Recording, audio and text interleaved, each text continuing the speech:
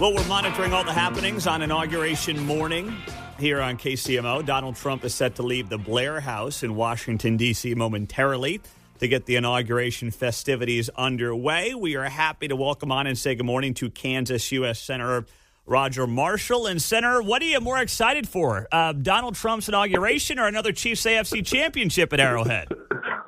Pete, that's not fair. That's not a fair question now. It is Inauguration Day. You know, I love my Chiefs.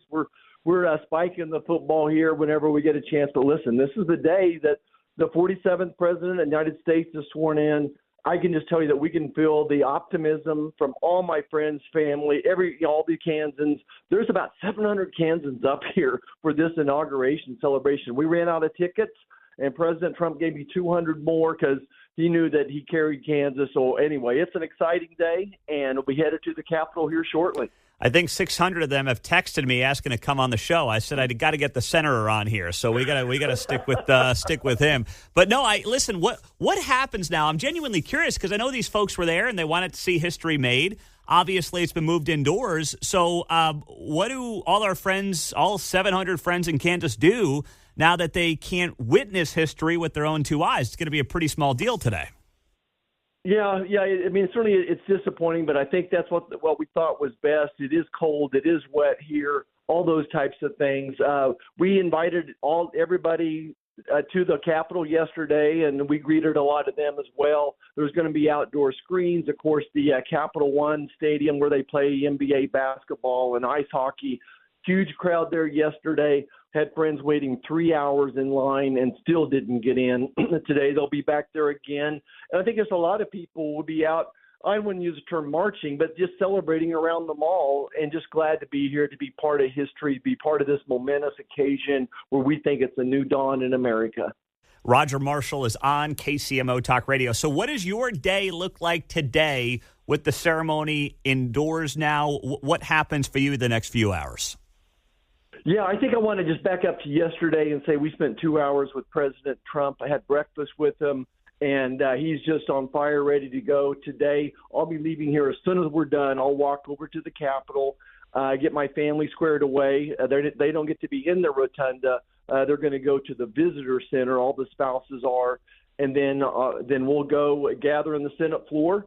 And I think at about 10:20, we'll go into the rotunda, and the ceremony starts, I think, at 11 a.m.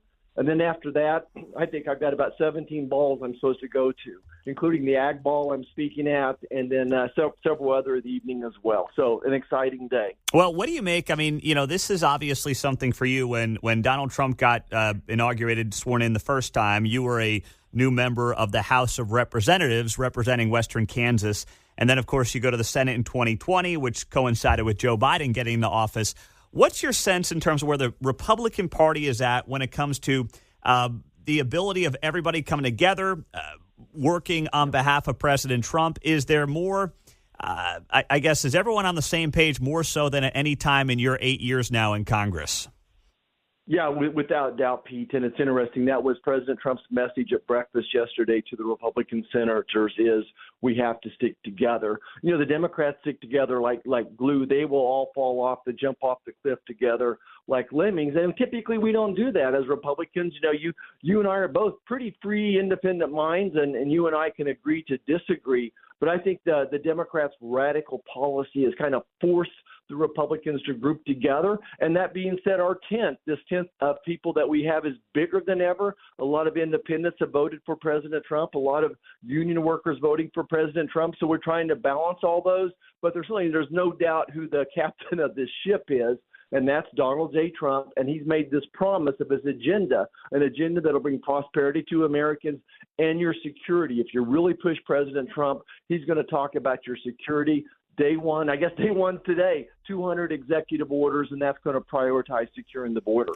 Roger Marshall's on KCMO. I've got to ask you, Senator, about the news this morning. Of course, Anthony Fauci, Mark Milley, all the members of the January 6th committee getting pardons from President Biden, his final hours, of course, in office.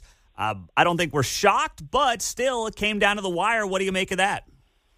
Yeah, it's nauseating to me, disgusting, being pardoned for crimes they've not been charged with. this just builds distrust in the government. What is he hiding? What do we not know? What crimes did Fauci and Milley commit that he's worried about? So it creates distrust in America. I couldn't be more disgusted, and we will continue our COVID investigation. I think we've got it teed up. It's one of the things as the different nominees come through our office, whether that's Tulsi Gabbard releasing information from all the spooks, and FBI coming through, releasing their findings on the COVID investigation. So we've not given up yet. Americans deserve the truth. What does that COVID investigation include? What do you guys have planned on that front? Well, I think number one is on Rand Paul's committee, just continue to bring hearings forth and bring knowledge, to try to bring all these things that have been hidden the last 4 years, trying to bring those just to the eye of the public. And then our hope is some type of a 9/11 style commission, nonpartisan. I mean, not bipartisan, but nonpartisan. Let's take it out of Washington, D.C. Let's have some non-biased people put all the pieces together and learn from our lessons. But number one, what I'm asking the administration to do is freeze any research dollars that leave America, and certainly that leave America and are going to China, until we get our arms around what they're doing with these studies. $5 billion a year America has been spending on bioterrorism research working with China, and all it did was kill 1 million Americans. So we need to freeze all that, and I think President Trump's team gets it. What do you make of, obviously, we've seen some of the nominees take the talk to senators last week. That started, obviously, with Pete Hegseth and some others. How do you think Donald Trump's nominees are going to fare here in the days ahead? Yeah, I couldn't be more optimistic. I think we kind of started off with maybe a hiccup in Matt Gaetz, but beyond that, once we got over that hurdle, I think that Pete Hegseth turned the pages on the press up here. The national media continues, this legacy media continues this attack, character assassination by anonymous sources. But I think once Pete turned that tide against the national media, I think these other nominees are looking really good. They've been very impressive in person, Pete, and I think they've been very impressive through their hearings as well. These are well-accomplished people, many of them leading very successful careers. I mean, just think about our founding fathers. How many of those people left successful careers to go protect this nation? In their case, form the nation. Mm-hmm. I think so. A lot of these are modern-day patriots. You know, we are the cavalry. There's not another cavalry coming. We are the cavalry up here right now. Let's go do our jobs. There's a belief. Listen, I think everyone, or at least most people, can get on board with RFK Jr.'s Make America Healthy Again, especially you as a doctor. But there is a belief that some in the ag community are a little skeptical of him as someone who obviously represents an ag state. What are your thoughts from the doctor perspective and maybe some of the concerns the ag community has about RFK?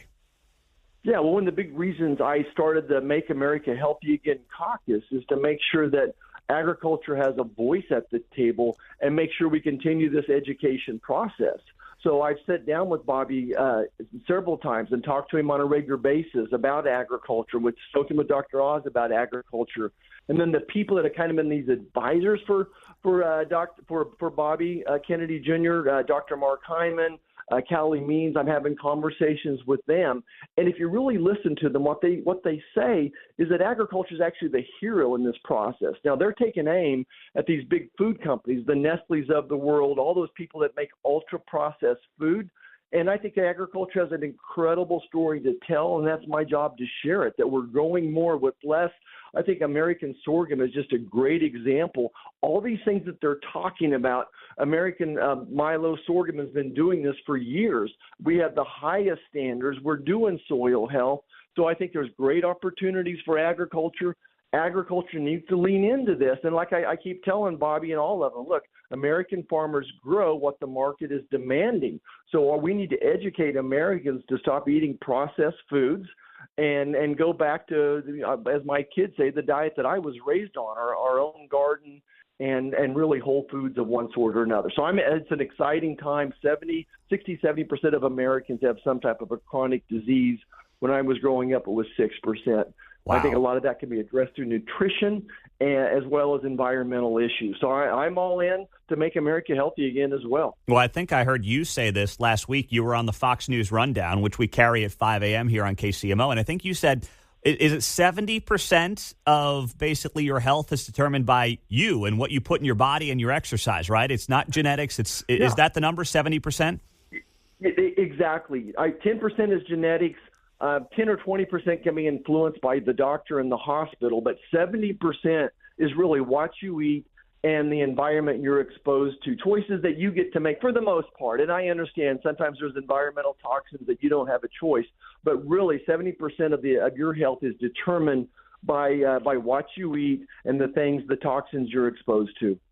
There you go. Roger Marshall, Kansas U.S. Senator. Great to have him on KCMO.